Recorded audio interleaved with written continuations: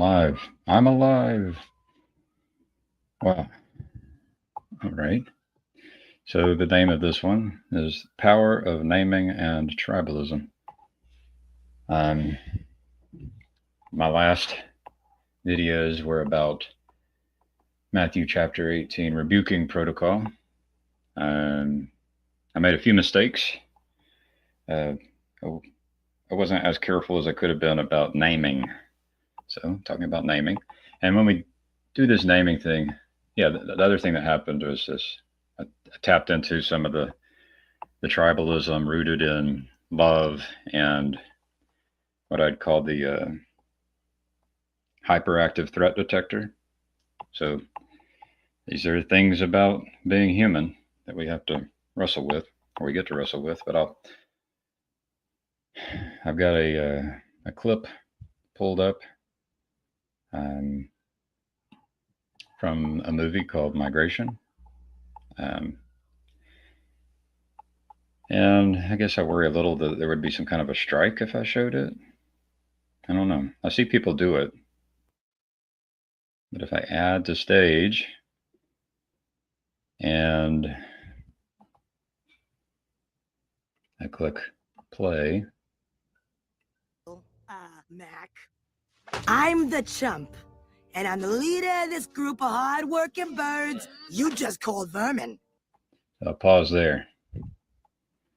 So what you have in this clip right now is the this head of the pigeons is very small, has a broken leg, and is named the chump. And it sounds like Mac, the duck. He just named all the pigeons vermin, and so you have a conflict because of these names that were used in combination with the kind of tribalism that can happen. You know, the chump loves the pigeons, and the pigeons love the chump, and you have this stranger who pops in, Mac, and that's kind of what's happening.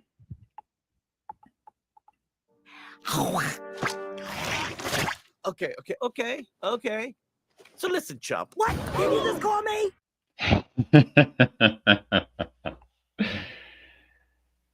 And so there's some irrationality going on here, right? And I would connect it in with the N word in our culture. I went to school at a public school with lots of black people, and these black people would call themselves the N word. But if I were to call them the N word, it would not be received well. So you have this. It's irrational. There is an irrationality that's connected to hyperactive threat detectors and these the connections, the relationships between people, and it's irrational. Like, it doesn't make sense at a glance why this happens,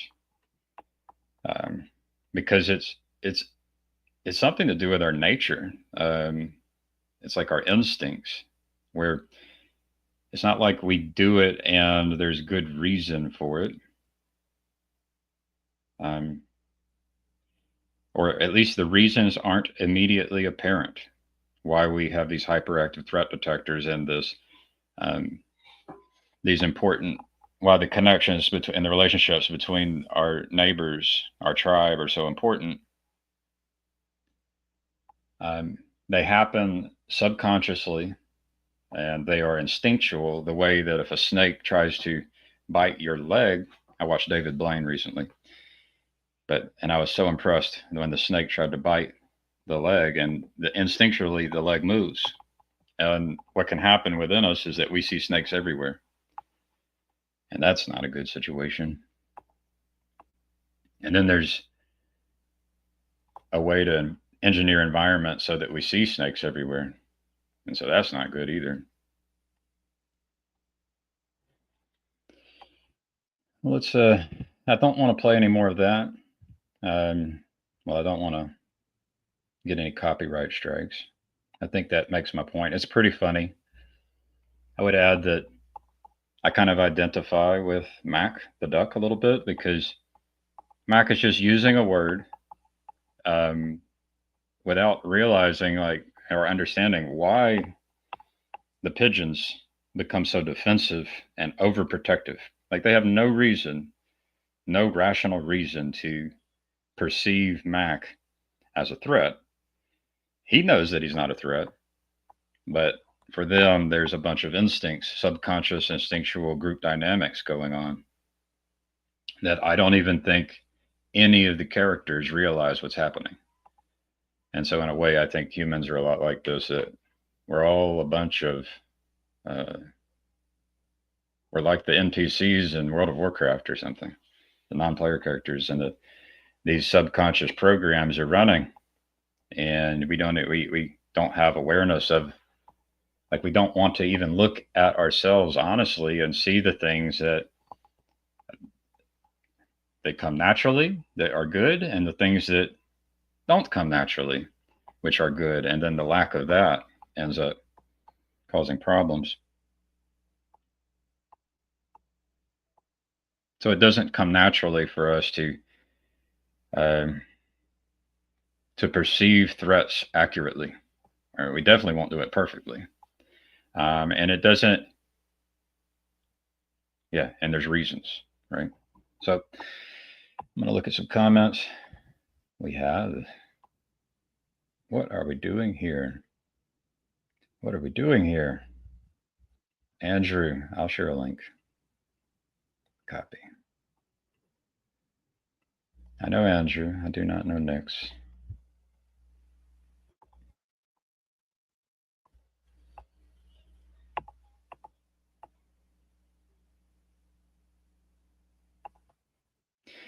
This could be like a very deep question, like, what are we doing here? What's the meaning of life? But it also could be like, what's happening in this video right now? And am I naming? Right? And so naming, I don't think we can avoid naming actually. Hey, what's good, Gavin? Hello, hello.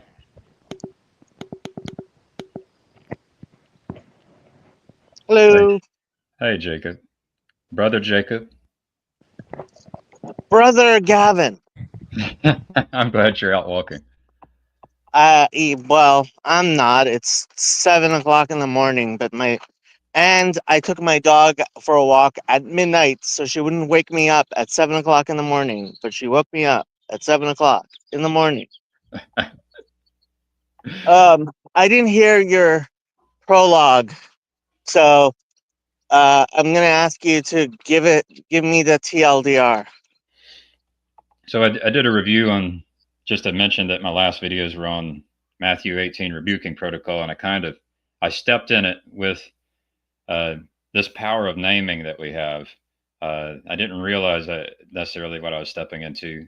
And then there's also a kind of tribalism happening in which, and so there's within us subconsciously can be these hyperactive threat detectors combined with the strength of the relationships of our people, our tribe. And so because of this, we can have a tendency to become overprotective. I think the body analogy in 1 Corinthians 12 is incredibly, incredibly important. And I think there is a lot of times when people rebel against it in ways that remind me of the cancer analogy. So, you know, your heart muscles are important and your brain cells are important.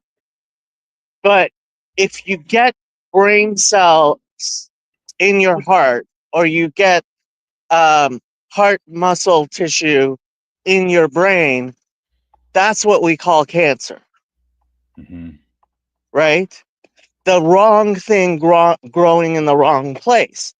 And it's not like so now with modern genetics, we understand this a lot better. Like, it's not like your heart muscle cells and your brain DNA cells, like cell DNA, are different. The DNA is the same, Hmm. right? It's all you. But in order for you to function, you have to have differentiation. And people rebel against that a lot. And it's just cancerous. Does that make any sense? For me, it would help to be specific, but in being specific, you risk doing the naming, which could trigger the hyperactive threat detectors and relational So, okay, bonds. let's talk about the body analogy more, right? Okay. So, um, specifically, uh, if it is Paul of Tarsus there, which I have my doubts, um, I he, did go look for 1 Corinthians 12, but I didn't see the body exactly there. I was going to read it, but oh, go ahead, read it. well, 1 Corinthians uh, I'm in verse 12. I need to go to chapter 12. My bad. Chapter 12. Yeah, I was in 1 Corinthians 1:12. Okay, go ahead, Jacob. I'll find it. Um, so there he specifically asks if the ears uh if the ears do the seeing, then where be the hearing, right? We have to be willing. We have to, like, part of trusting in God, part of what religio does, what religion does, is allow all these weird human beings who are so different from each other to connect and cooperate, which is a real miracle when you consider it, right? Hmm. Like when you think of sponges, or you think of uh, a beehive, right? It's not like they're conscious. The individual parts are conscious of the whole, um, and that is fractal. And Hmm. so, we as human beings, sometimes in following, I would say actually always, in following our religion, are in fact following a um, a plan, much like the the plan that tells your heart cells where it should be, and where your brain cells where it should be. And I don't think the heart cells. I mean, I'm pretty sure. I do know that they don't actually comprehend what they're doing, and that's very similar to us. Yet we desire that knowledge, and the You're knowledge break, of God you are you are beyond breaking up us. just a little bit, Jacob, but I think I'm catching better now. Um, and and so, I mean, there has to be a level of just pure trust that when we go according to the protocols that are set for us, um, that it will be eventually all okay, and we will only know it afterwards. Hmm. Found it? Yeah, yeah. It's a. I guess what's interesting Read it out is. loud. Oh yeah, okay. And I could read the whole chapter. I mean, it seems to all be connected for this chapter. Yeah, that's why I Okay. didn't give you a verse number. Okay. Now concerning spiritual gifts, brethren, I would not have you ignorant. You know, I'm going to switch to ESV. Honestly, uh, that's my. It's my stream. I pick. Okay. Now concerning spiritual gifts, brothers, I do not want you to be uninformed. You know that when you were pagans, you were led astray to mute idols, however you were led. Therefore, I want you to understand that no one speaking in the Spirit of God ever says Jesus is accursed, and no one can say Jesus is Lord except in the Holy Spirit. Now, there are varieties of gifts, but the same Spirit. And there are varieties of service, but the same Lord. And there are varieties of activities, but it is the same God who empowers them all and everyone.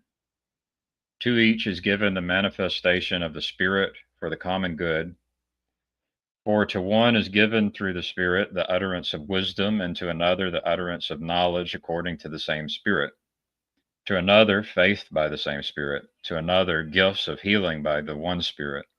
To another, the working of miracles. To another, prophecy. To another, the ability to distinguish between spirits. To another, various kinds of tongues. To another, the interpretation of tongues. All these are empowered by one and the same Spirit, who apportions to each one individually as he wills. For just as the body is one and has many members, and all the members of the body, though many, are one body, so it is with Christ. For in one Spirit we were all baptized into one body, Jews or Greeks, slaves or free, and all were made to drink of one Spirit. For the body does not consist of one member, but of many. If the foot should say, because I am not a hand, I do not belong to the body, that would not make it any less a part of the body. And if the ear should say, because I am not an eye, I do not belong to the body, that would not make it any less a part of the body. If the whole body were an eye, where would be the sense of hearing? If the whole body were an ear, where would be the sense of smell? But as it is, God arranged the members in the body, each one of them, as he chose. If all were a single member, where would the body be? As it is, there are many parts, yet one body. The eye cannot say to the hand, I have no need of you, nor again the head to the feet, I have no need of you. On the contrary, the parts of the body that seem to be weaker are indispensable. And on those parts of the body that we think less honorable, we bestow the greatest honor, and our unpresentable parts are treated with greater modesty. And our unpresentable parts are treated with greater modesty. Just to be clear, I mean, I think he's actually referring to circumcision there. Mm-hmm. Which our most presentable parts do not require. But God has so composed the body, giving greater honor to the part that lacked it, that there may be no division in the body, but that the members may have the same care for one another. If one member suffers, all suffer together. If one member is honored, all rejoice together. Now you are the body of Christ and individually members of it. And God has appointed in the church first apostles, second prophets, third teachers, then miracles and gifts of healing, helping, administrating, and various kinds of tongues. Are all apostles? Are all prophets? Are all teachers? Do all work miracles? Do all possess gifts of healing? Do all speak with tongues? Do all interpret? But earnestly desire the higher gifts, and I will show you a still more excellent way. It's very, very beautiful. Yep, that's why I think he must have plagiarized it from someone. And that's your part, I guess, right? Hey, yeah, like when I read it, I was like, wow, this sounds like Jewish and sensible. It couldn't possibly be from Paul. And then I read 1 Corinthians 1 and realized, oh, he had a co-author. This must have been the co-author. You're poking. You're poking. Hey, look, maybe I'm wrong, maybe I'm not. Yeah. But I like that there's something being pointed at there that I think is good and true and beautiful. So I don't know why yeah, we have to give credit to anyone there, except that the exactly. creator of it, the thing that's being pointed at, you know. Yeah. The yeah, I guess. Well, why does the naming? Yeah, it's like there's something that happens in the naming where, like, I'll see it with my wife where it will it will hurt. I can hurt her. Uh, she can become offended, defensive. There's this naming thing that we can do, and it definitely doesn't feel good. Well, I mean, okay, you have to realize naming things, right? Speaking logos is incredibly powerful. And Mhm. I believe it's in Revelation that Jesus is depicted with a sword in his mouth, Right. right? Um, and in Genesis, right? How does God bring the world into being? He speaks it into being. And what does Adam do with the animals? He names them, right? And doing that is a specific power of You are breaking speech, up a little bit more. which is incredibly important, and it cuts both any power, right? Like the Talmud says, "Kol hagadol michavero, yitzro gadol michavero." Aha. Whoever is more powerful than his, whoever has more capacity than someone else has a greater evil inclination. Is the actual what thing it says, but really, you know, it's just the aphorism: with great power comes great responsibility. Because anytime we as human beings do something, um, we we risk doing it wrong, and that's dangerous. Right. But I think the issue is that, um, yeah, the big one is that we basically have a megaphone on the internet, and there's the audience is large and diverse, and will hear the words differently. And there's no way for me to know exactly what each person's going to hear when I say the words. Look, that's the case when you're a, a baseball coach for little kids. That's the case when you're talking to an audience of 30. It's not like my channel has such a huge audience. Yeah, there are people, who may be watching who are just lurkers or who stumbled on a stream or something. But ultimately, this is actually a microcosm of the world, right? Yeah, Like when a pastor speaks, like you go to a mega church, right? I do. Like imagine that pastor making his sermon every week. He has an aphorism that he likes to put the cookies on the bottom shelf. He wants to make sure they're easy to get to. Okay, And so, like, he's not putting the cookies up on the top shelf so only the tallest, strongest people can get to them. okay, Yeah. That's so he has things that he does and he's aware of his mission, that he's trying to help as many people as possible, and he's speaking to a lot of people, including people who are like children, right? right. Right. And many people he's never actually met or talked to in any length. I mean, how long have you been going there, and how much does he actually know about your individual situation? Zero. He knows nothing about me.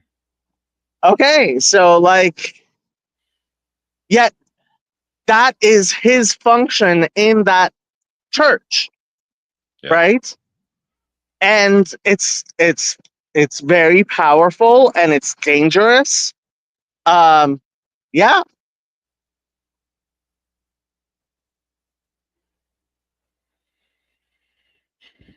Yeah. I know Andrew's in And here, but foolishly, a lot of people would be like, hey, I want to do that. It's like, do you really? Do you really? Yeah. Especially if you're going to get disciplined by God when you mess up.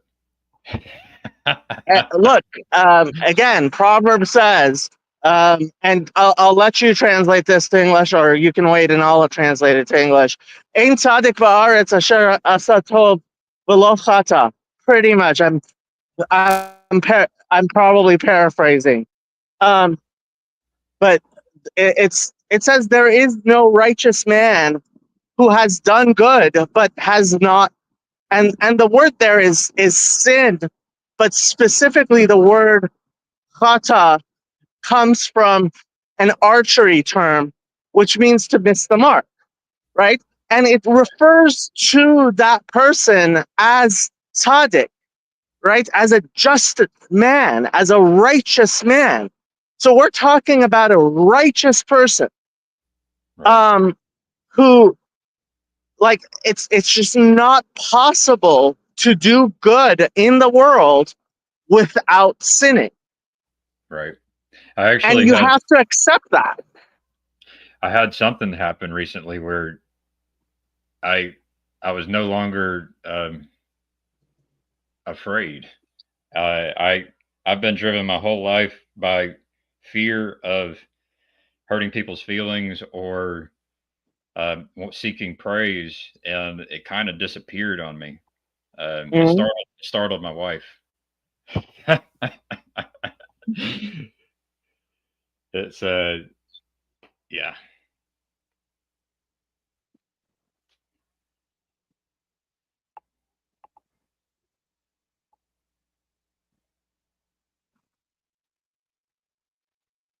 Are you I just speaking and I'm not hearing? I was leaving some silence there Uh-huh. because Okay. it's a what I found is that I'll say things, yeah, I'll say things and people don't hear the things I say. It's and that's and then it's like how much of that is my fault? What has become even more clear to me, in the process of learning about counseling and actually practicing it,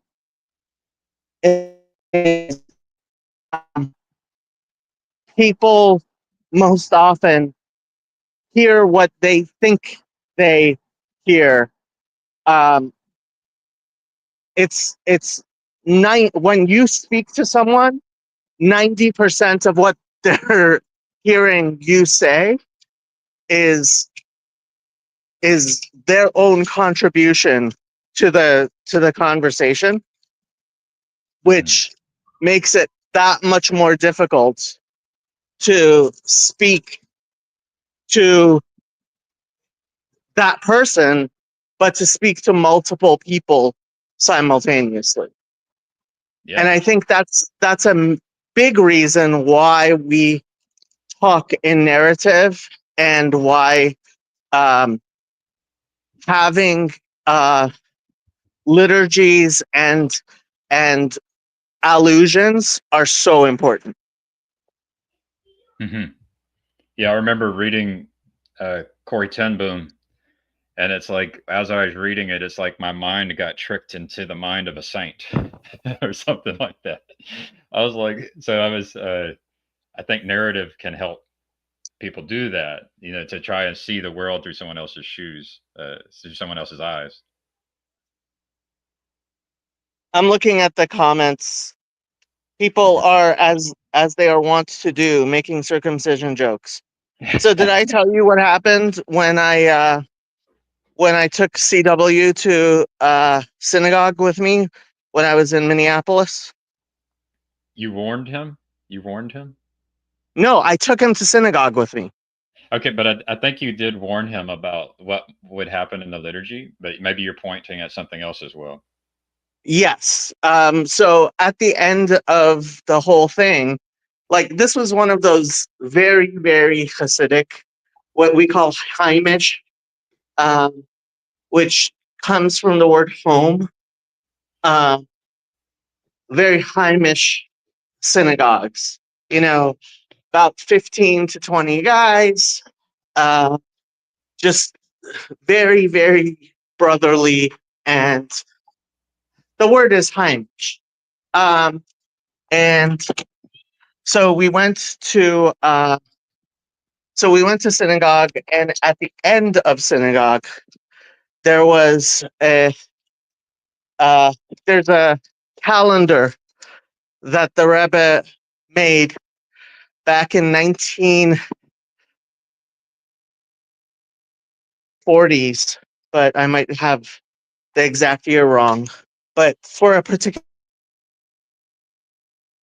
anyway, so the it's like one of those calendars. I'm sure you've seen them where there's like a food, there's a thought for the day, right? Mm-hmm. And so at that synagogue, every day they read at the end of the liturgy from that let me switch to my computer. Mm-hmm.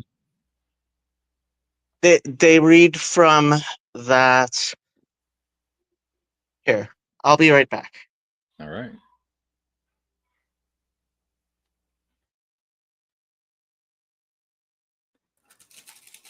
I am back. You are the Hebrew hammer. Oh, that's from Sartori's Yeah. from Sartori's whatchamacallit, UFC thing. Yeah. Or yeah, wrestling. Yeah. So so they read from that calendar at the end of the synagogue, and the Rebbe is talking about the three forms of circumcision in the Bible: the circumcision of the lips, the circumcision of the heart, and actual circumcision, right? And he talks about how that conforms to the three faculties of the soul, which are thought, speech, and action, right? So circumcision of the heart corresponds to your thought, circumcision of the lips to speaking, and actual circumcision to yes, circumcision of the penis, Yon God. If you need that from me, it is available. I did say the word penis. Go ahead and clip it. Literally. I did not mean that. Whatchamacallit? But of course, after that, You're naming things, Jacob. You know these names get stolen over time. And yeah, and there's a reason why 1 Corinthians 12 says the parts that are modesty, yeah, you are the ones which are most honored, right? But so like people start making all kinds of dick jokes at the end of the liturgy. And I was like, okay, CW, now you're getting the really Hamish experience, because you realize, oh, like this group of Hasidic guys getting together early in the morning to say their prayers, they're just like all the other guys, right? Yeah. I've been fascinated about the Jewish lifestyle because I think I told Yosef it's like I get to interview an alien, I think I posed the question to him today, and it was like, what happens? How does it handled at the dinner table, for example, when people, like with my children, one will say, he said this, and the other one will say, no, I didn't, and I wonder, kids do that, and then do adults do that, and does this happen at Shabbat, and how does it get handled, And maybe the culture has a way of dealing with it. There is actually a My lovely wife just brought me some breakfast. oh, that's very nice of her. She is an amazing woman. I believe you. She puts up with you. That's amazing. I mean, it's a yeah. It was what's funny is all the family members they'd come in behind my back and say thank you so much. Um, the now I'm forgetting. Oh, there is a channel. I think it's called Peter Santinelli.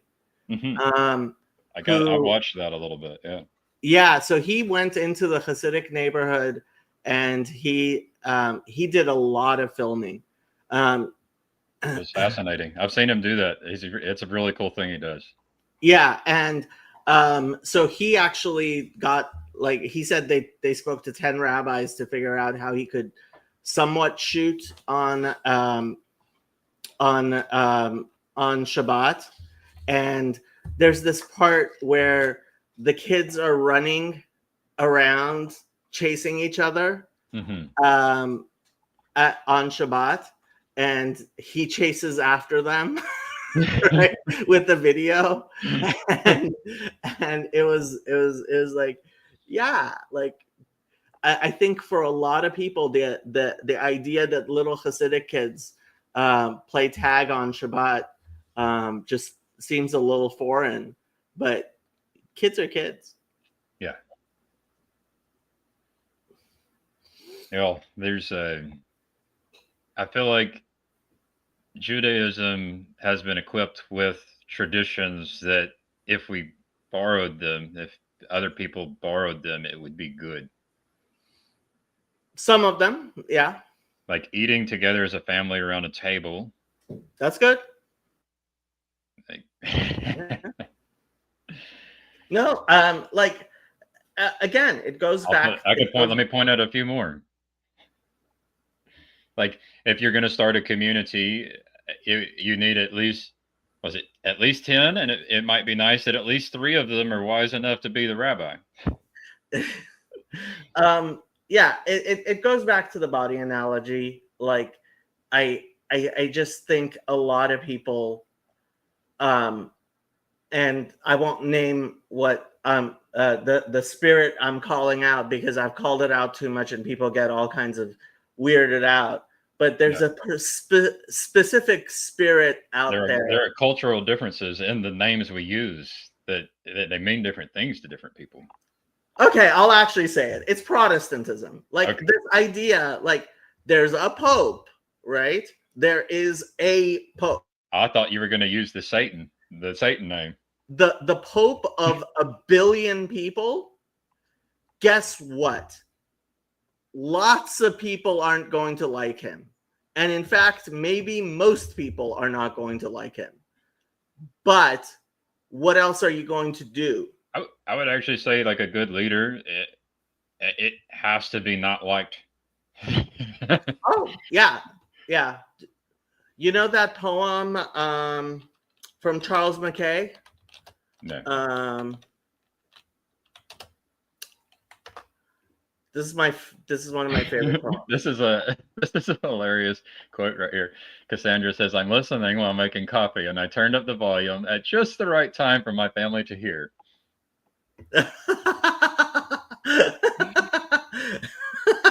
I blame Jacob. I blame that guy. I wasn't the one who was like insisting on me saying it, but nobody. You control that. You control that mouth, right? I do. Okay, so one of my favorite poems. Where is it? You have no enemies, you say? Alas, my friend, the boast is poor. He who has mingled in the fray of duty that the brave endure must have made foes. If you have none, small is the work that you have done. You've hit no traitor on the hip. You've dashed no cup from perjured lip. You've never turned the wrong to right. You've been a coward in the fight.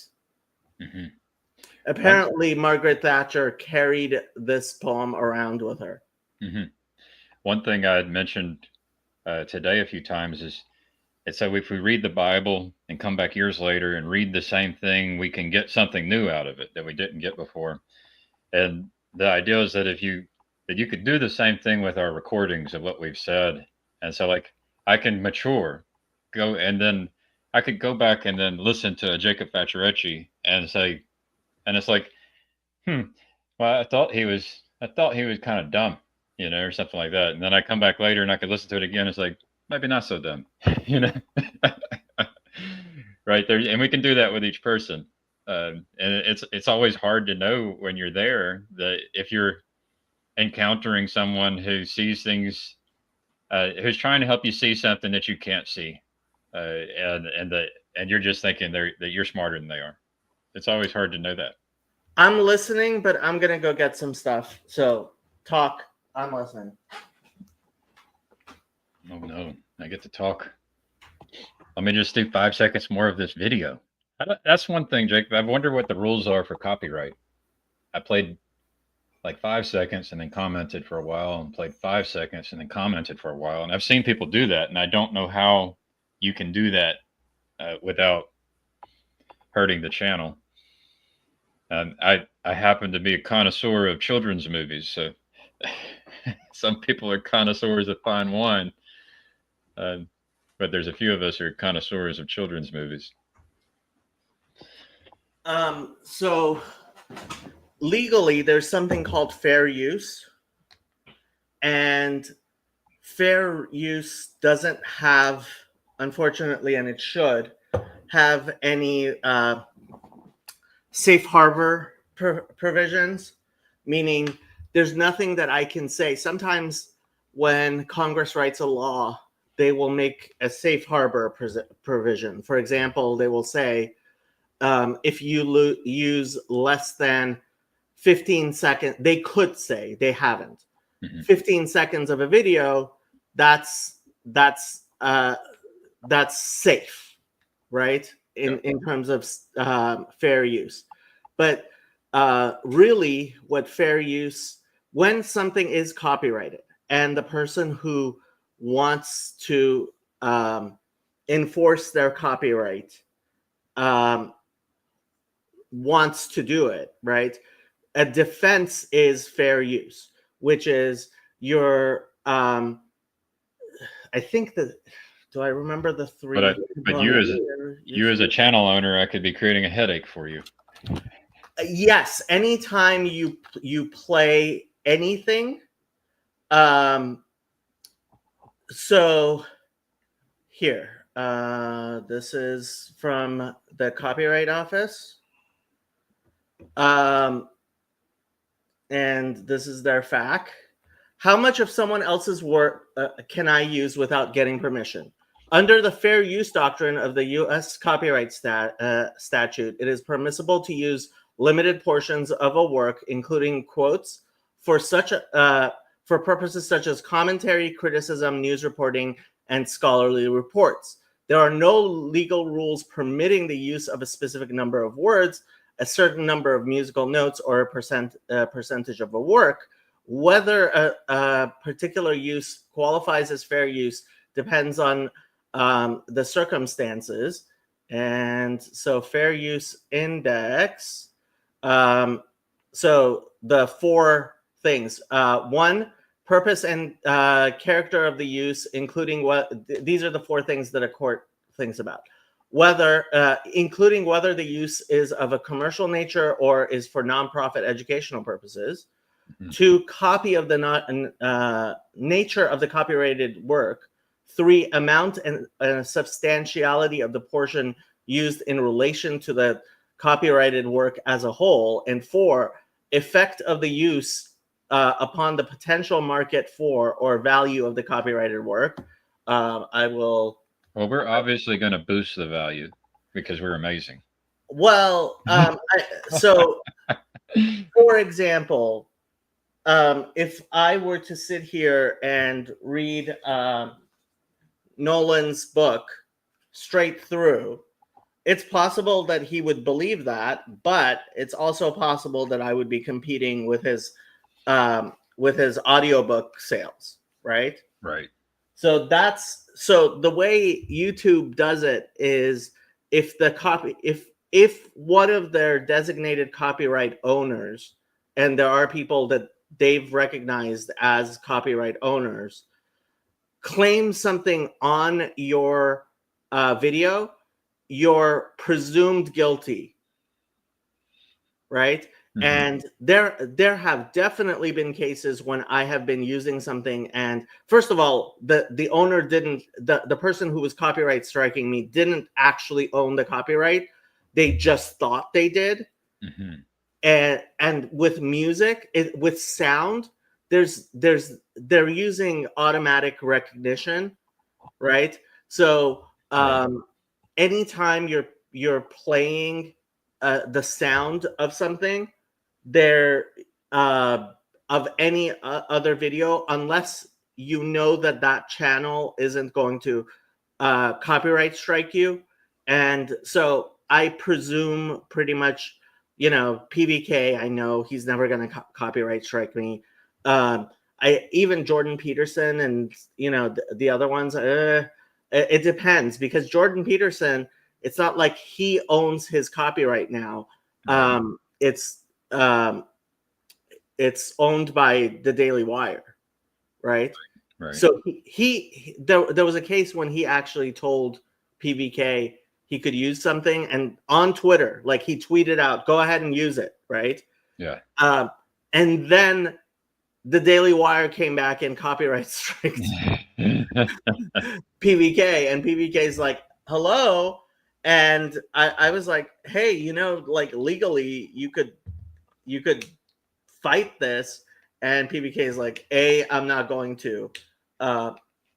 There you go. Sartori says he got a strike from John Vervaeke, right? Yeah. Don't mess with that income. Don't mess with that putting the food on the table. Yeah, I mean, and you could fight it, but ultimately, YouTube will keep you demonetized until you win in court. Which, what's his name had to do that.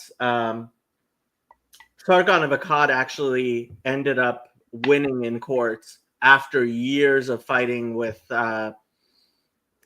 some woman. I forget what her name was, and like, she lost bad. In U.S. courts, it's almost never that the judge gives court costs to the other person. It's like a penalty for bringing a lawsuit that you should have known you should not have brought, right? So the Aquila, obviously, I think her name was, and he got court costs in U.S. court, which is like unheard of. But he did, but he had to fight it for years. Yeah. That seems like there's some ethics involved in that. We live in a fallen world. It's all Mark Lefebvre's fault.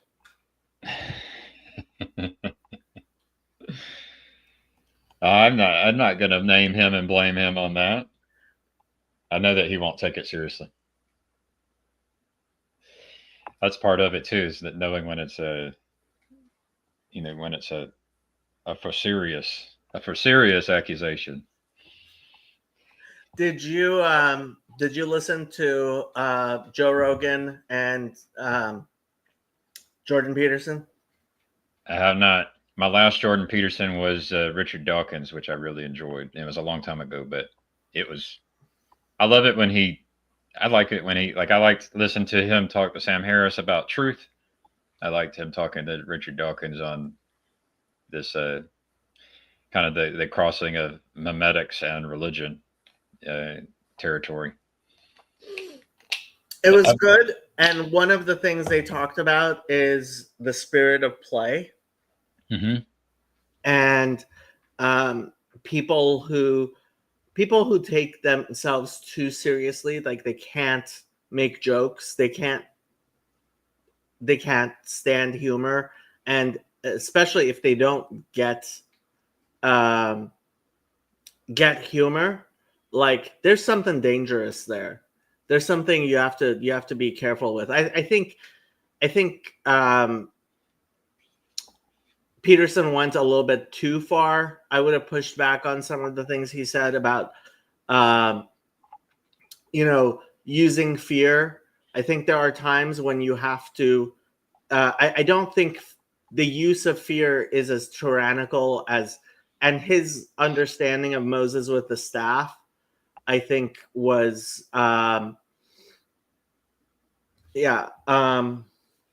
humor. That is obvious. What about those people who have no leeway in terms of things not following strict rules? Yeah. One of my favorite things when I went and visited the Israeli National Museum was they had a big sign at the very beginning that said, all rules have exceptions. including this one. They didn't. I don't remember if it said including this one, but you don't necessarily have to, like, if all rules have exceptions, it is like that was a rule. Yeah, and yet we try to hand our kids some good rules. It's actually the exceptions that prove a rule. There we go, Mark. Yes, rules are those things which have exceptions. It's the exception that makes the rule. Yeah. Mark and I think alike way too much, which is part of the reason I think God made me bald.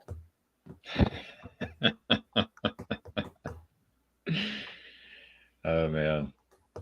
But what I've noticed in soccer is that I enjoy the practices more than the games, and I think it's because that in the games, all of a sudden there's a seriousness to the play, where all of a sudden the other coach is yelling, and then I've got one of my players get their head down because they just got yelled at, and then I've got parents over there getting into it, and there's one kid goes running and pushes the other kid, and But when I'm practicing, it's fun, just a lot of fun. Mm-hmm. Yeah. I actually wanted to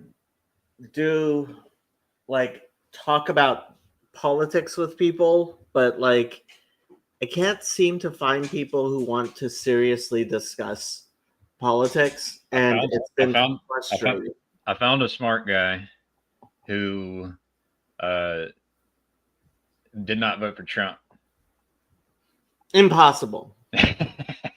I knew you were going to say it. So, yeah, I like him. I love him. He's actually in your Discord server now. I invited him over, and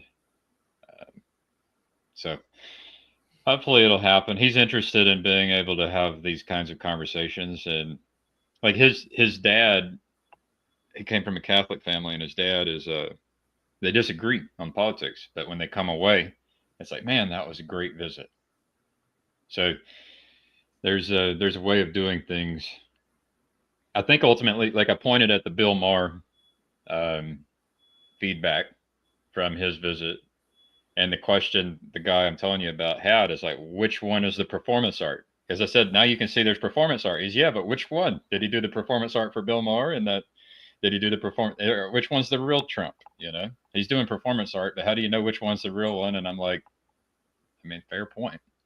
I can see why you would ask that. But I said, I like to look at indicators like family. Do they have kids that love them and that trust them? I'd love to be able to sneak into their dinner table and see what it looks like around the dinner table. But it's hard to know what is the performance art and what is the real person.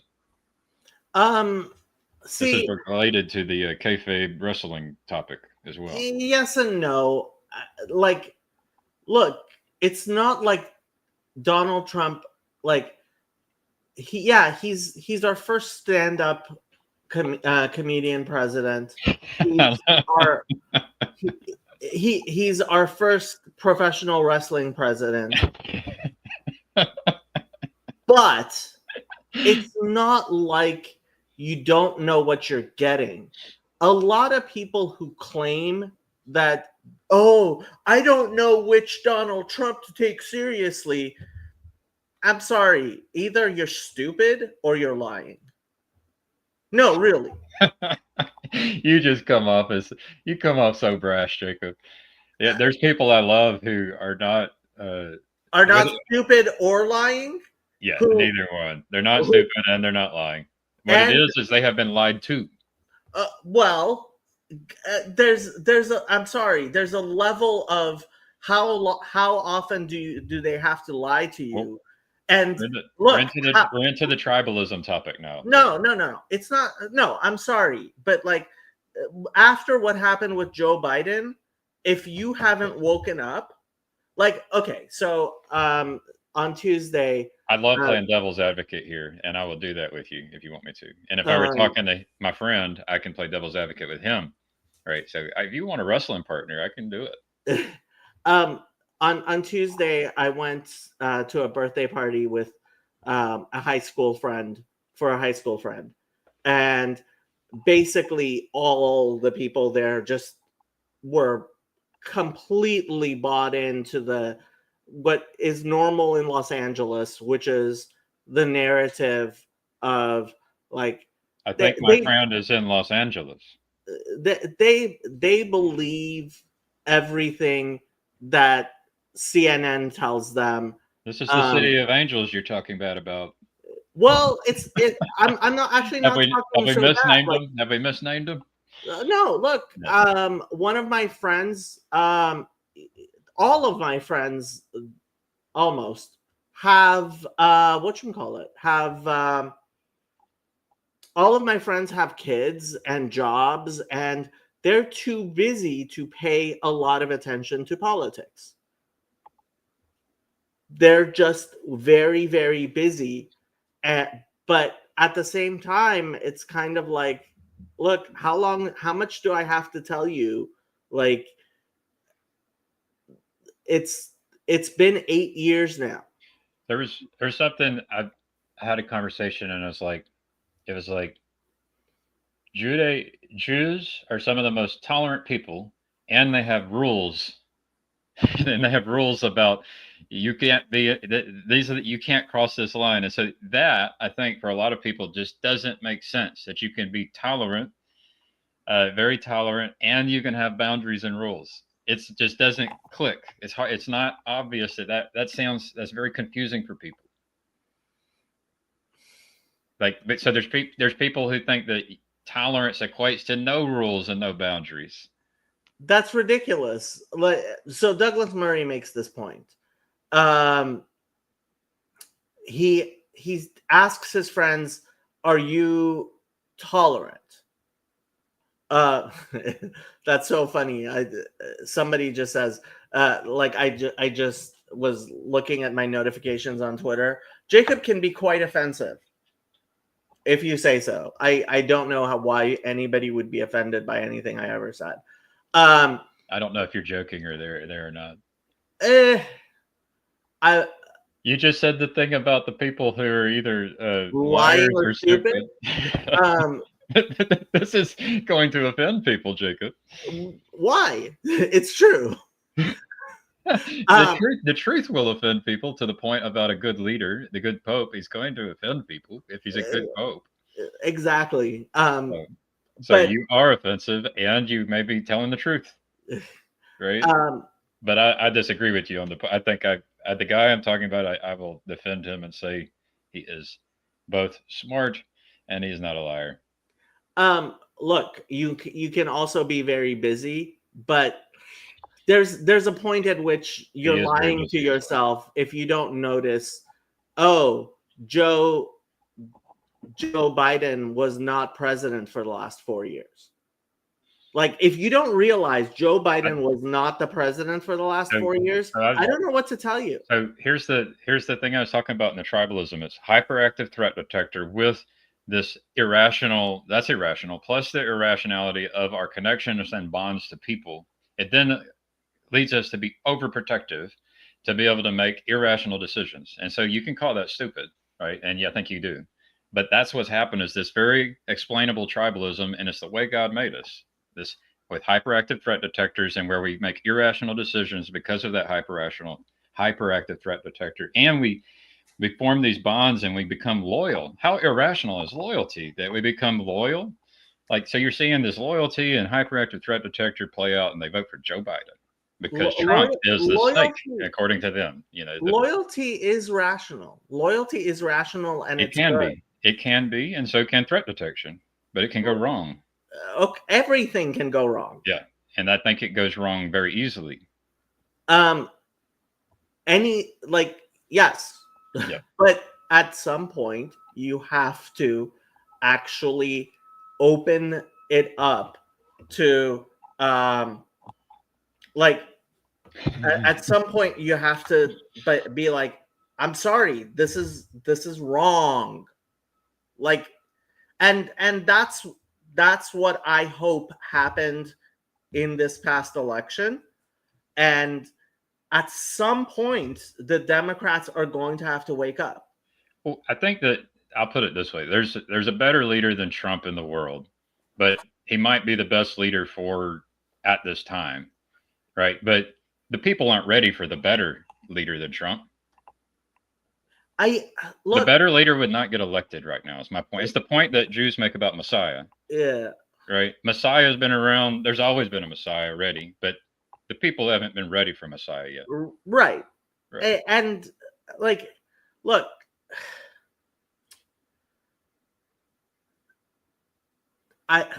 when I look at the Democrats, there is zero self-reflection.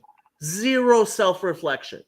Not one of them says, "Oh, why are we so bad that people vote for Donald Trump?" I found the one. You know, I'm hoping you'll get to talk to him in voice chat soon. He's a very nice guy. I found him, Jacob. I found him. I have talked to. I told him. I said because I've heard you say that we can't. We don't want the leader who wants to be the leader. He was saying the same thing. Kim says the same thing. I said, so you're telling me that once your kids are out of the house, I'm going to have to kidnap you and force you to be our leader. But I wrote down what he said. His ideas were, it'd be cool if we interviewed references for our candidates to really figure out their shortcomings and their strengths and everything. And he also said mandatory service, because it's like, well, mandatory service would be nice. We do interview. I mean, that's why you send surrogates out. That's why you get political endorsements. Political endorsements are the number one most important thing in terms of like, that is references. So just the fact that he said that makes me doubt he's very knowledgeable about politics at all. Okay. Yeah, we were basically, it was the context of the conversation was that I want, like, my approach to it was in the past had been, you know, if you want to be a candidate, you basically are opting into an amount of publicity and you're sacrificing privacy. And ideally, I would love to be able to sneak into the candidate's house and watch them have dinner with their family. And then you can really begin to see the real person. What are their shortcomings? What are their strengths? You know, and we don't get to see that because all you see is masks and this personas. And so the idea, so his response was like, the goal, like the question is, well, how do we actually know the real person that without the persona? You know, I think that's 50% paying attention to the wrong thing, because it's because ultimately it's not like you're voting for one individual. People who imagine you are voting for an individual, like, they actually imagine that it's Donald Trump doing everything. It's like, no, like, look at Joe Biden, right? Like, he was literally not there, and the government still ran. Yeah, I get it. I'll go back to hyperactive threat detectors and loyalty. Mark says, if someone cheats on his wife but is a good politician who does right by his constituents, why does this matter? See, I was always very much I was so mad when Clinton was not convicted at his impeachment. I was really really mad. Not because so much because of the cheating, but because of the he straight out lied about it in court, like perjury, and it was with a White House intern. Like that's sexual harassment. Um, yeah, but um, like that the fact that the Democrats have the chutzpah to point out that Donald Trump also cheats is like f you, just f you. Mm-hmm.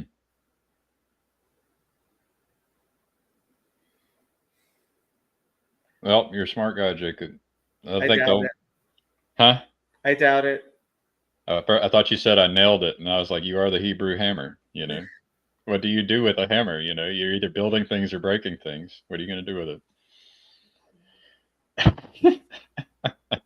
I will ping my friend and share a link that say we talked a little bit about you,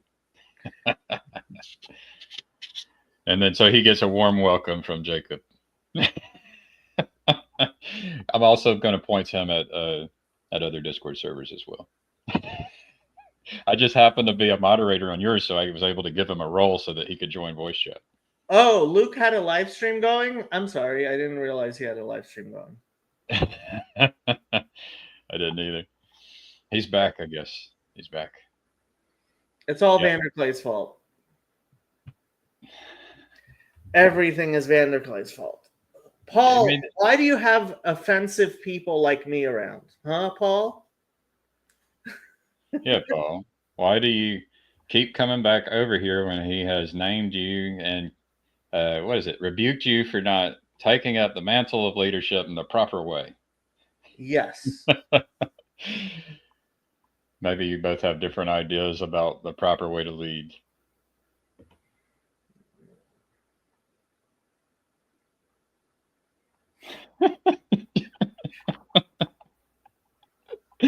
Oh man. Me and Mark got to talk about what is a troll. And it's like there's a part of me that reads that and it's like, is that what he's doing? Is he trolling? Like what is he doing right there? It's a and so part when you guys say the things it's like the thing he said there is like it will be offensive, right? It's like baked into it. And are trolls just offensive? You know, I think Mark's definition of troll is basically attention seeker, something like that. There is a level of if you can't stand the heat, stay out of the kitchen. That is actually important.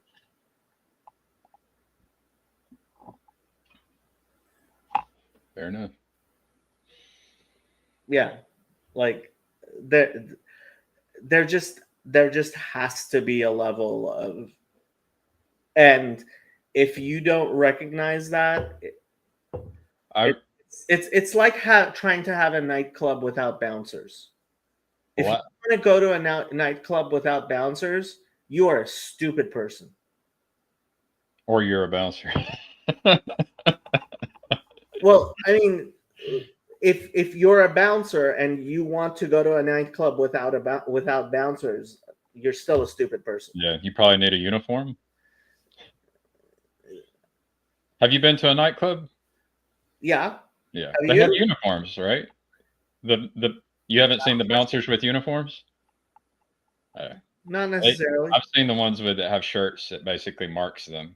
They're usually at the door checking IDs and yeah, they're checking IDs. They don't in Los Angeles, people who check IDs at the door rarely wear.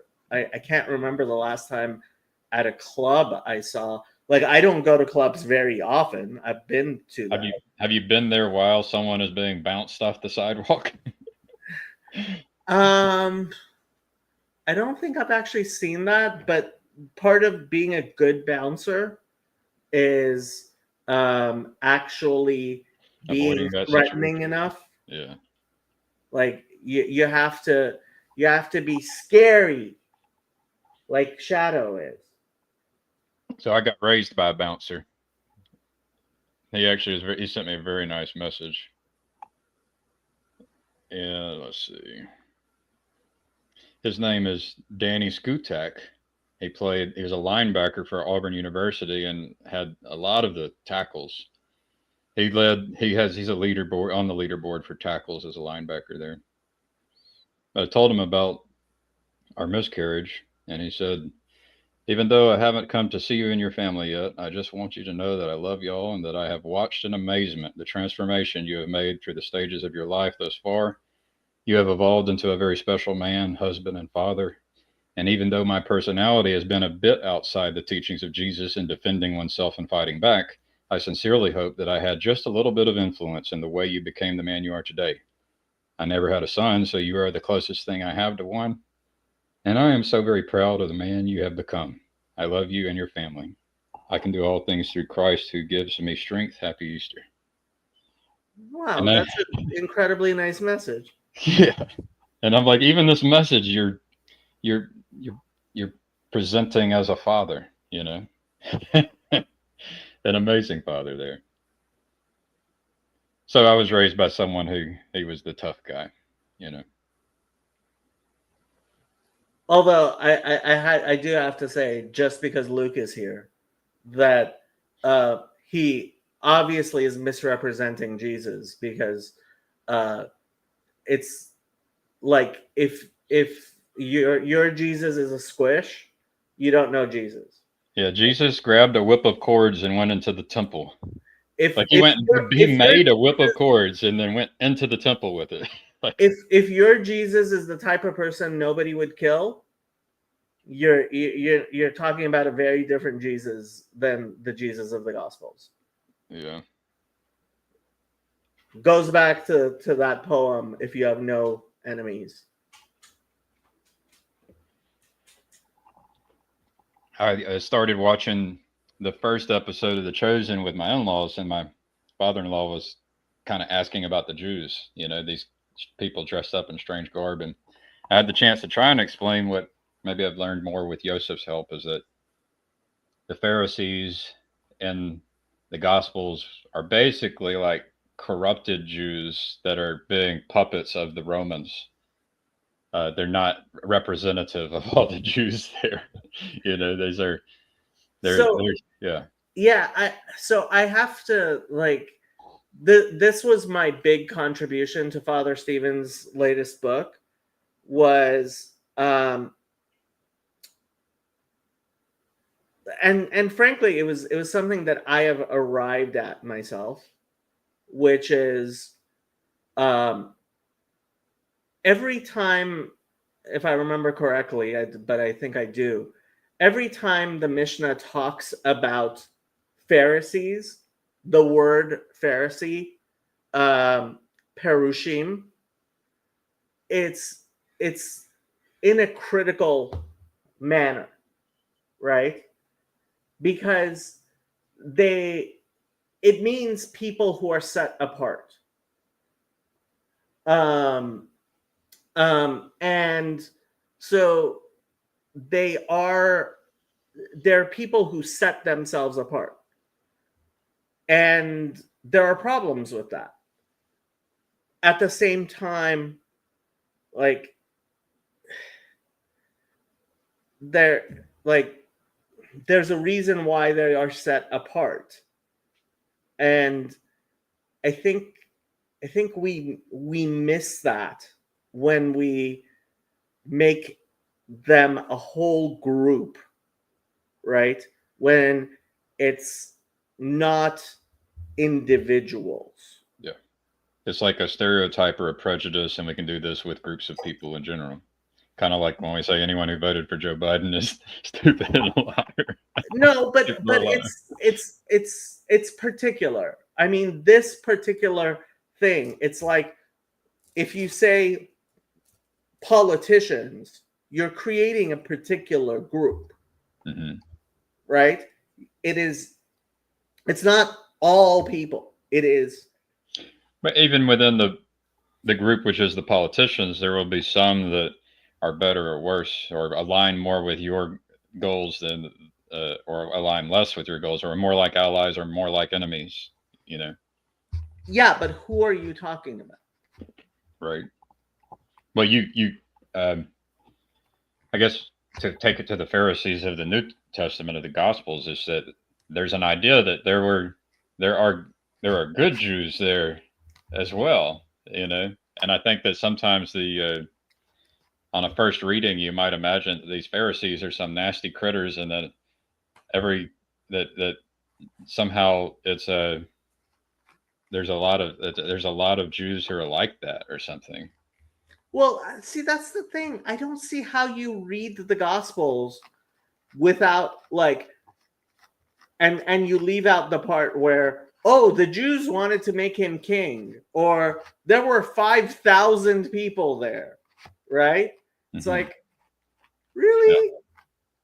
Well, I think it might be some Dunning Kruger stuff, in that very smart people like yourself have a hard time understanding what it's like for those that us lesser beings who can't read and do reading comprehensions as well as you do. So Yeah, I don't know what it's like to misread things ever. I'm guessing that's a joke, but I'm also guessing that I mean, you probably have a high success rate. I don't know what you would score on reading comprehension, but you might do well, right? Yeah, I didn't do that poorly on my LSATs. Yes. In fact, I I was did very well on my LSATs. When I took my test, I got done and I said, the people who made these tests made mistakes. That's what I. That's how I took the test. Instead of it being that I made the mistake, it's obviously the people who made this test are dumb. There are times when that is true. But I would probably err in thinking it was, um, I was smarter than I thought I was, or I was not as smart as I thought I was. That's how I probably erred. But yeah, but I was convicted. Like, I knew those people who made this test are just dumb. Yeah. Shadow, Paul really likes you.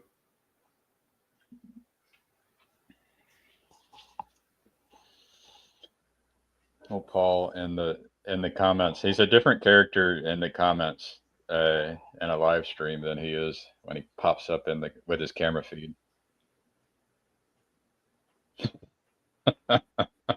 It's like he has fun. Like, that's the practice field where you play, and once you have the video and voice, you don't get to play as much. So it's, you got to take it a little more seriously. It's slightly different rules.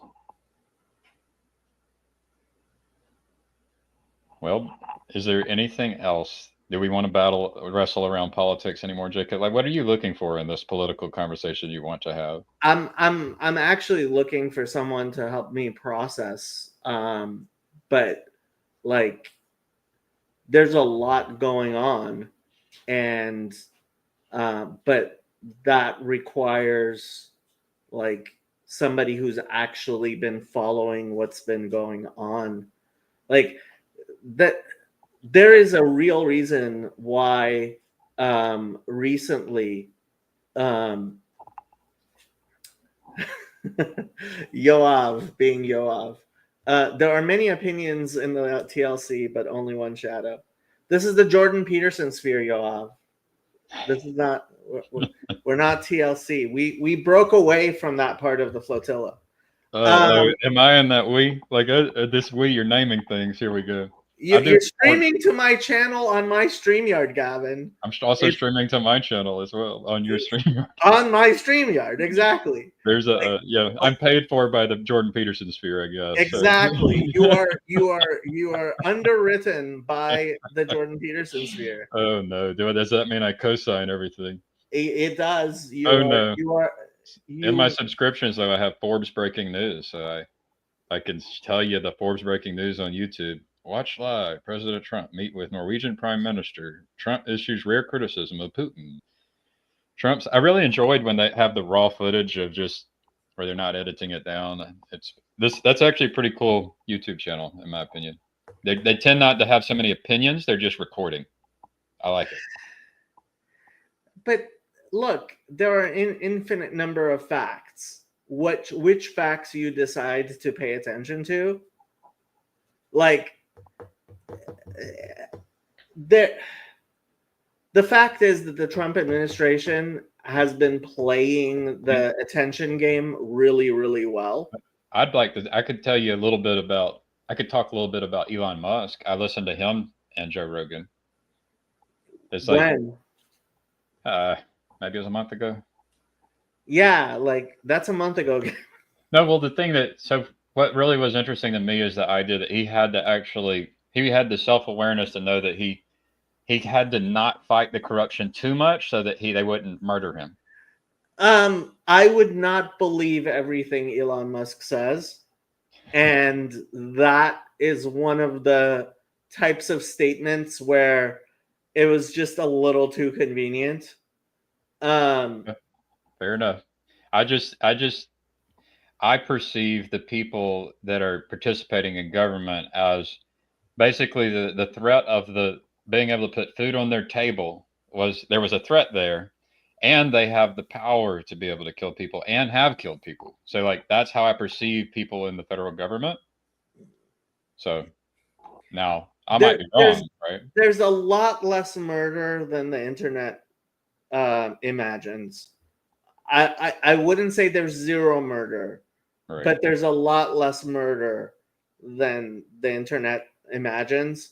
There's a lot more cowardice, and there's also a lot more people pretending like. Well, if you have people being somehow encouraged to try and murder and to try and like destroy property and like I guess Tesla vehicles, like that's kind of scary. If you were I wouldn't want to be Elon Musk right now, honestly. I wanted to be Elon Musk, like, and I applied for the job he had before it became a real thing. Like I really did. I could go find my job applications for the previous administrations. We've talked about this. You said there's a book of people, and I'm not in that book, right? But I'm glad I don't have that job.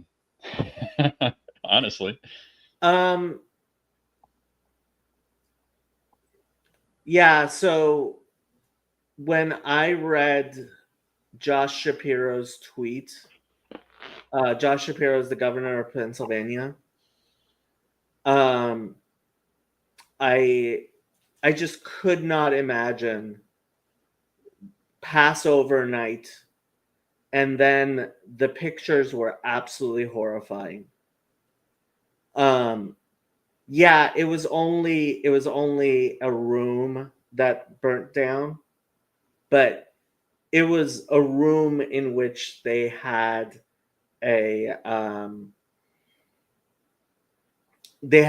that night had a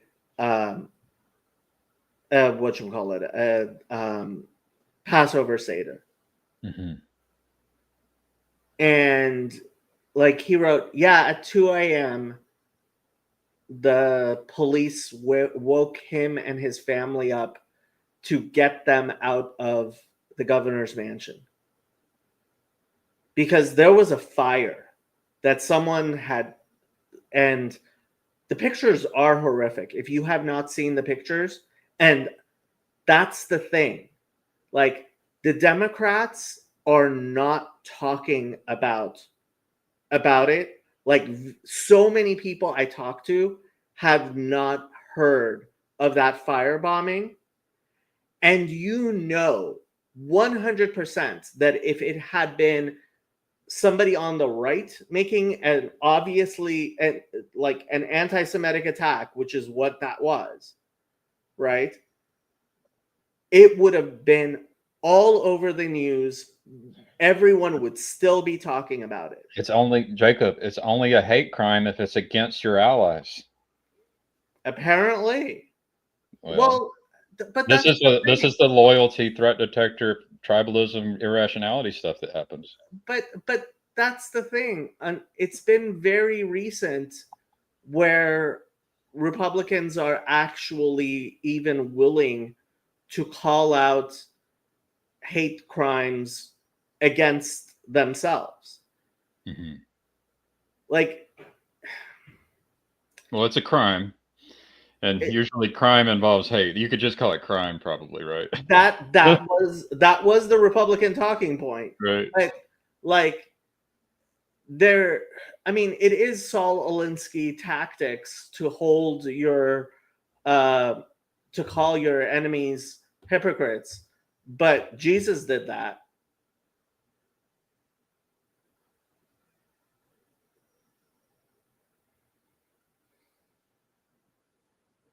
Name calling. The name calling. I like that idea of naming the behaviors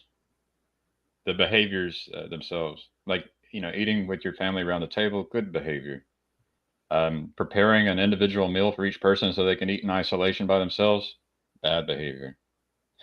Like the behaviors themselves would be nice to point out. Firebombing someone's house, whew, bad behavior. Colonymous, it's maliciousness and psychopathic. Doesn't seem to have anything to do with loyalty, in my opinion. So I like to get down to the things that are instinctual and subconscious, kind of like when a snake attacks your foot and you pull that foot back. There's things in us that we really don't control, and they happen. And when I say loyalty, I'm talking about the thing that is instinctual and subconscious in which we form bonds with people and want to protect them. It's irrational. I'm not sure it is. I mean, I've got stories of people picking fights and wanting to fight and defend people, and it's like, hold up, hold up. I'm friends with this guy, but I'm not ready to fight about this. I look, that doesn't. They expect me. They'll call me a coward. It's like, you're a coward. Like, hold up, I've got a brain here. Hold up, let's use it. Sometimes if the answer is always I will not fight, then you're not using your brain. When I fight, I'm not using my brain, and I've done it, and I've done it well. That's not true. I mean, so in high school, I mentioned it. There's a kid obsessed with wrestling. Hey, I saw him pick up my brother and drop him on his head, and I heard my brother's neck crack, and I was worried he was like, I responded, and I ran over and I grabbed him and I wrapped him around, threw him down to the ground, and locked his legs and his arms behind his back, and he's frothing at the mouth, like he's just going wild, and there's just hundreds of people watching. Okay. There was no thinking. I just did it. I just acted. Okay. But that just means one part of your brain may not have been thinking. But I guarantee there was no plan. I had no plan at all. Right, but that's like, it's not like your instincts are not part of you and your thinking. This is like the whole McGilchrist. When you stick your hand in a fire, like your instinct, like when you burn your hand, when you get shocked, you won't even like. And it's rational, but it's not even connected your to your hand brain. out. But it's not even connected to your brain. No, like, that's not true. It's not connected. I guarantee you, if you shoot a person in the head, they will no longer remove their hand from the fire. Have you ever cut the head off of a snake? Have you never encountered a snake without a head? I have not, but first of all, you have to realize human beings function very differently from we are far less instinctual than other animals. This might be something that you could look into about like the muscle responses and where they originate in our bodies. There is no muscle response which helped you grab another human being. That was not an automatic muscle response. You saw that human being and you grabbing is the most intellectual thing a human. can do. Like AI, like that was a major like thing for AI, is picking something up. No. There's different states of mind, and there's a Right. state of mind where I'm not planning.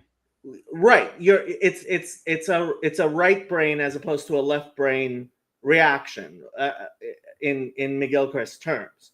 But half of your brain is the right hemisphere of your brain, and you discount that at your peril. Sometimes to plan is to make a mistake. True. Yeah. Yeah. So that's kind of what I'm pointing at. Is sometimes I use these words. We mean different things by the words, but there's a real experience there that was unique, and I'm trying to I point it hear out. you, but I think using the word irrational, you're falling into something which I I would recommend you reconsider. Okay. Yeah, but for me, rationality has everything to do with using the mind to iterate over thoughts and possibilities, doing a search algorithms and pathing algorithms in your mind, right? That's and intentionally, That's propositional tyranny. and sometimes it's good, and sometimes it's not good. Uh, I have been hitting on this for a while now, and maybe I'm not saying it correctly.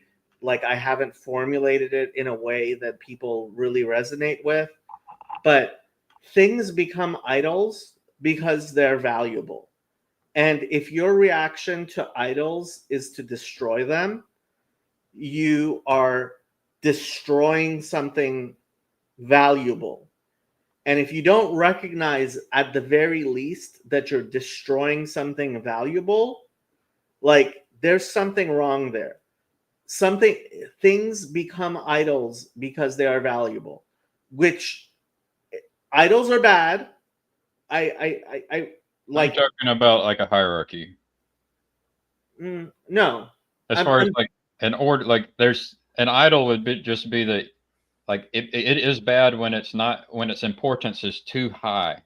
Like it needs less importance when it's relatively. correct, when it's been elevated to a status that it does not deserve and should not have, Right. right? Right. That's when it becomes an idol. And you need to possibly bring it down from its idol status. But if you just go around destroying all the idols, you will destroy the world. Right. Well said. Some people won't get it though. I mean, I've been trying to formulate it better than that. I haven't found a better formulation. I think some of these things I guess, there's things we learn as we make mistakes, especially as dumb, non-wise people, and then or smart, non-wise people, and our intelligence has something to do with how many times we have to repeat the mistakes until we learn. But uh, I can't go and just feed everything I've learned to my children and have them just absorb it and know it. And so it might be good if I somehow could socially engineer scenarios such that they would learn these things the way that the way that uh, is best for them to learn it. So it's hard to just it's impossible to just lay out your propositions for all people to just be able to digest and gain your wisdom. And what makes you think all of your propositions are wisdom? Yeah, good point. The, But some of them are. there is a reptilian part of your brain, and it is on both sides uh, of your brain, but it's still part of your brain. I think limiting thinking to just that which we paid attention to is just a mistake. Limiting the word thinking, and I realize I understand what people mean when they say that.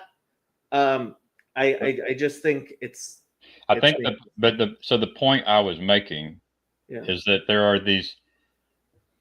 are these things that happen automatically, very automatically within us. And they are things connected to what I had called loyalty and hyperactive threat detector. You know, and these things can get out of whack. You know, they can, you all of a sudden can have a large amount of stress and anxiety in situations where you see snakes, but there's no snake there, you know, or whether it's a snake that you see that's threatening your tribe, or it's a snake you perceive. But what about not seeing enough of a threat? Like, Yeah. is that also a problem? Oh yeah. There is something that happens automatically too, though. Like I was watching the David Blaine video, and where he had the camera on a guy who's messing with these snakes, and it's like, part of me is like, could I do that? You know, and it's like there has to be a trust. I'm just trying to imagine, how would I interact with this deadly snake in a way, in the same way that this person is, and there's something in the trust of the automatic system and being finely tuned to handle the predator or the threat so that you have success for years and years and years and don't die. Like it was fascinating to me watching this. And so like, yeah, if you just close your eyes, it's terrible. You're gonna get bit. So you got to have your eyes open. You got to be in the right state. You know, you got to make sure that you have you have the information being received by this amazing thing that can respond. There's some kind of a trust in this thing that can respond. You don't want to get burdened by your planning brain, or you don't want to see a snake come and attack you before or after it actually attacked you. Gavin, but I mean, so there is also an instinct to freeze. Mm-hmm. That's also instinctual. And then you freeze, and adrenaline's pumping, and you're becoming prepared to do the jump, you know, or the whatever. Well, I think I mean, some people are more programmed to It's not a freeze and close your eyes, though. it is. For some people, it is. There are definitely people who freeze and close their eyes. I'm saying, There for are me, people who I think do not see a threat because they don't want to see it. and I would just call this mistake, right? It's you can freeze, but try to use your eyes and your ears and everything you can to receive the relevant information. Don't close your eyes and ears, and that would be my recommendation. Have you never seen a child like close its eyes and imagine? I've been the child who made this mistake. Okay. Yeah, I've been this child. Okay. Like, people do that. And people I got do hurt. that quite a bit. And I got hurt many times doing it. And that's how I'm going off. I'm saying, like, when I did that, it was a mistake. When I did it, it was like, it never was successful for me.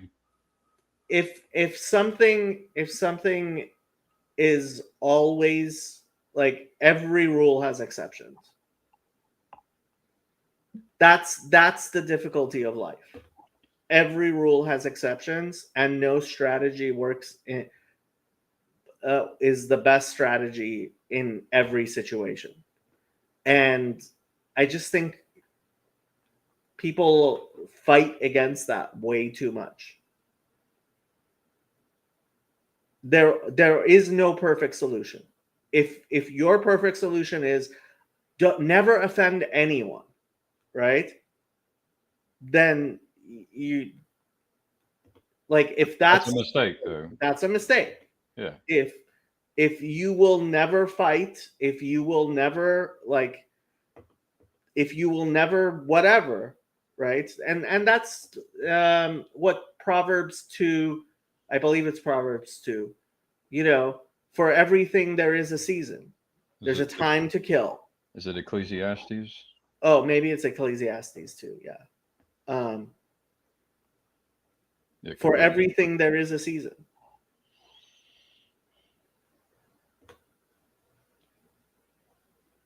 Yeah, but and to to know that it's still like the exception and the rule kind of thing. There's still good rules of thumb, um, and then 100%.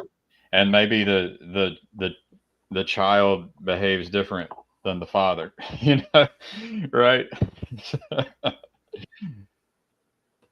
Goes back to 1 Corinthians 12. We have a guest. Ethan, How are the Hello. both of you? good. How are things in Alaska? Good. I started listening to the two of you when, well, you started doing politics, and then it sounds like we went into neuroscience. They're connected. We do that. We jump around a lot. I mean, I don't think you should talk politics without talking about neuroscience. Well, that's probably true. Yeah, you need to get into psychology and sociology and praxeology. I think people don't look at praxeology enough, and it makes me miss Ginger Bill because I learned the word from him. I think I know what that word means, but I'm going to look it up. In philosophy, praxeology is the theory of human action based on the notion that humans engage in purposeful behavior contrary to reflexive behavior and other unintentional behavior. Ginger Bill is a very smart guy. It's been a long time since I've spoken to him. Yeah, I actually went to his YouTube channel and started looking for his email address the other day. But people want to talk about theology, philosophy, poetry, and I'm like, where's the praxeology? Not enough praxeology. I'm not sure about that. Ethan, what do you want to talk about? Can you put a well, no, I was just jumping in to say hi to you guys and join what you guys were talking about, if that's allowed. If I'm interrupting, then I'll leave. I actually need you to talk to Jacob while I go pee. Too much information, Okay. Gavin. Too much information.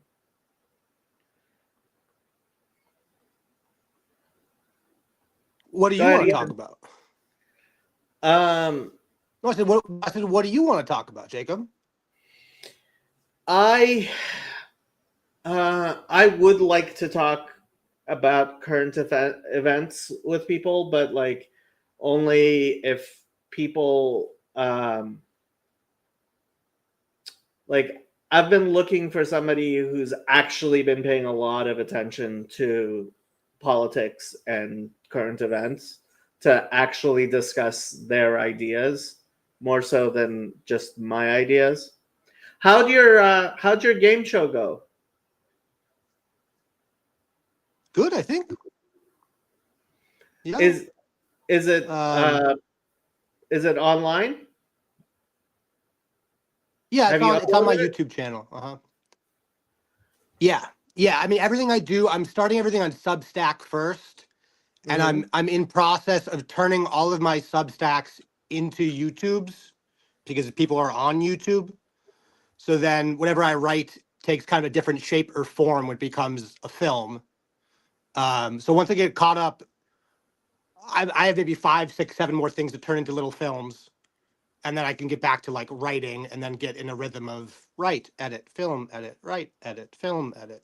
And then occasionally say hi to people in live streams, which I'm probably doing too much of right now. I don't know about too much of, but I found your video. Borderline. I'm feeling sucked into the internet. And I'm feeling the pull. And I always get, whenever I start to feel the pull of a thing, I go, oh, I don't know about this. There is Ethan's video. I put a link in the chat.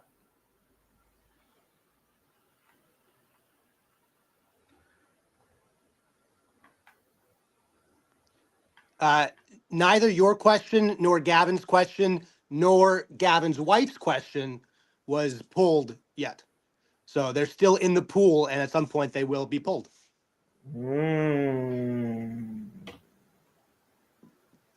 Pull from the pool. But T. Grogan's question was pulled, and that was really interesting. That was one of my favorite question What was polls. his question?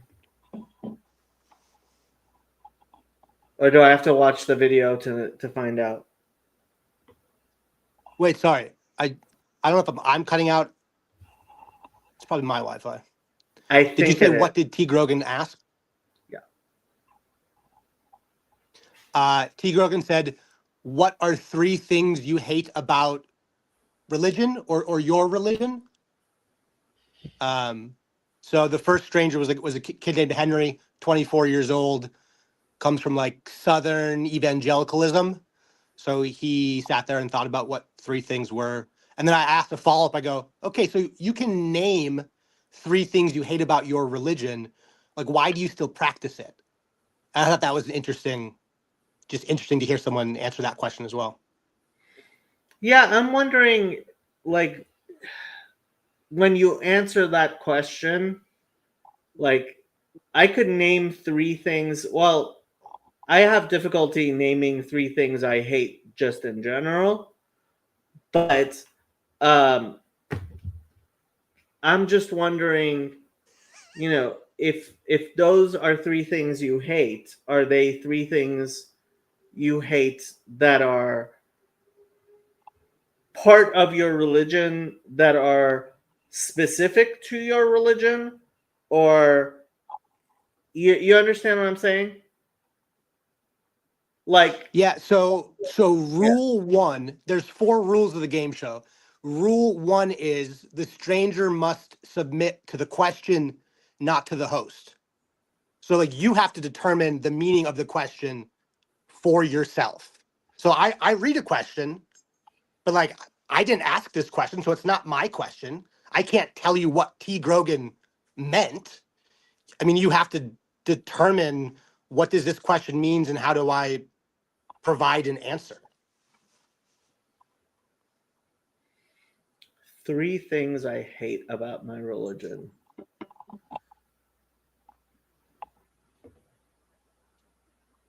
Yeah, I can't really think of Can I 3 things. pull out the lightsaber and say, "What do you mean by the word religion?"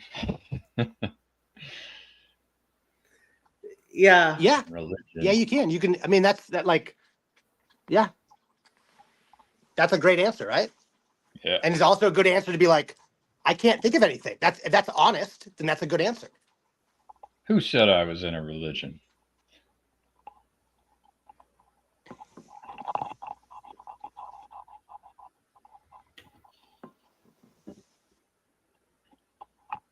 I'm in the truth, the life, and the way, baby. It's not religion.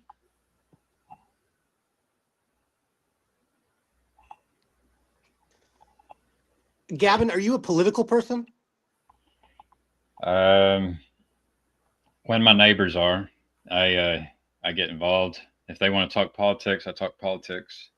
So I actually I've developed a lot of opinions over the years. So I like to listen to people and ask questions and say what abouts.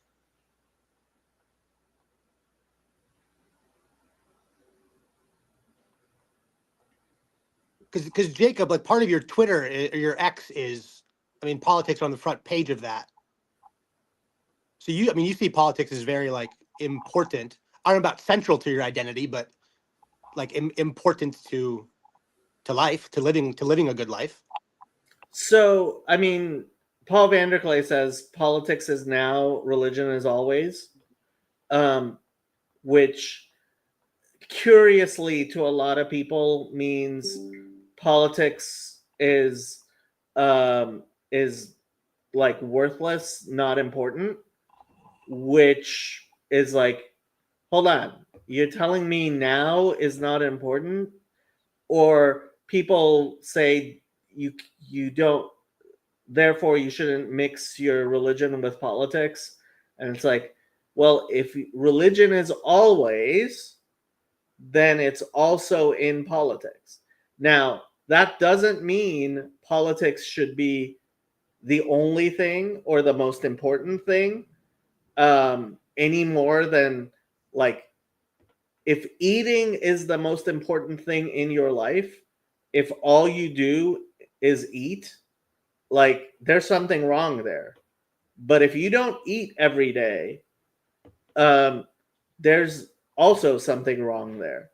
And I don't know if politics, I don't think politics needs to be every day, but if it's none of the days, then there's something wrong there.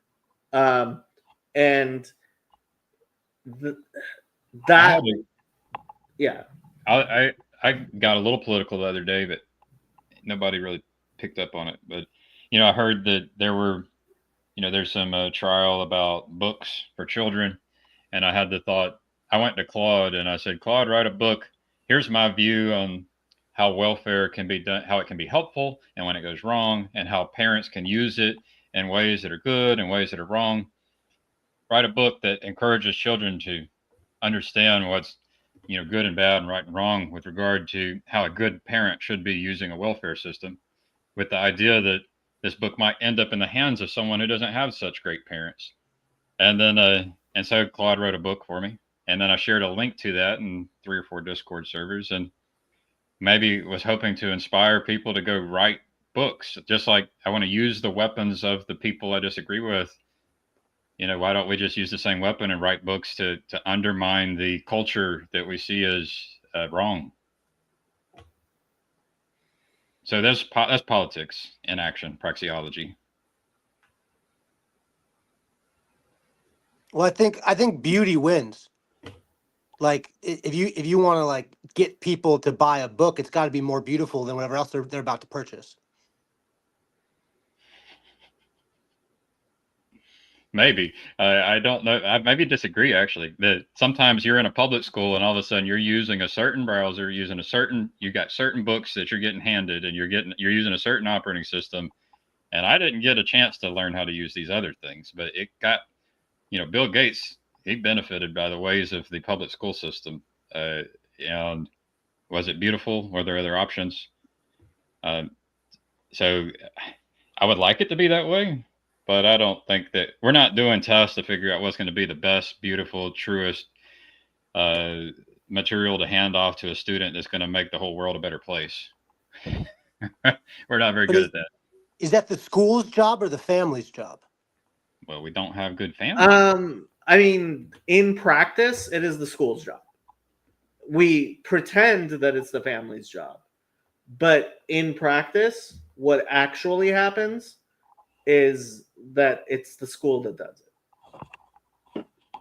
Well, Jacob, I'm gonna hop off. Go to another meeting. I very much enjoyed it. It was a pleasure to see you, Ethan. I wish I could hang around and talk all day, honestly. But Well, yeah, you and me both, mate. It's good to see you, Gavin. hey, Jacob, when you end, just make sure you end stream. All right. Yeah, I will. You. Do you want me? I mean, I can take your channel off. You're not going to be on it. Yeah, you work on the stream somewhere else or anything. All right. Okay. All right. Bye-bye. I am going to take his channel off.